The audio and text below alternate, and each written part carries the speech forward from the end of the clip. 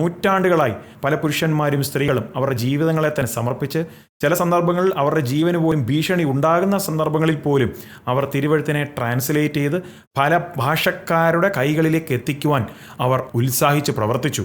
അവരുടെ ആ പ്രവൃത്തി കൊണ്ടാണ് ബൈബിൾ ഇന്ന് അനേക ഭാഷകളിലും ഡയലക്റ്റുകളിലും പിന്നെ പല കൾച്ചേഴ്സിലും പല രാഷ്ട്രങ്ങളിലുള്ളവർക്കും ദൈവത്തിൻ്റെ വചനത്തെ അവരുടെ ഭാഷയിൽ ലഭിക്കുവാൻ ഇടയായിത്തീർന്നത്. ഇതിൽ നിന്ന് നമ്മളെ ഓർമ്മിപ്പിക്കുന്നത് ബൈബിളിൻ്റെ സന്ദേശം ഒരു രാജ്യമോ ഒരു കൾച്ചറോ ഒരു പീപ്പിൾ ഗ്രൂപ്പിലോ ഒതുങ്ങി നിൽക്കുന്നതല്ല. അത് ലോകത്തിന് മുഴുവനുമായിട്ടുള്ള സന്ദേശമാണ്.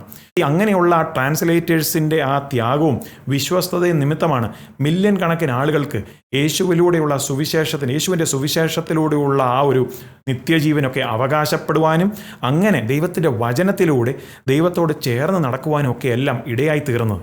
കാണുക, ബൈബിൾ വായിക്കുമ്പോൾ എന്ത് സംഭവിക്കുന്നു എന്ന സന്ദേശം നമ്മുടെ ചാനലിൽ.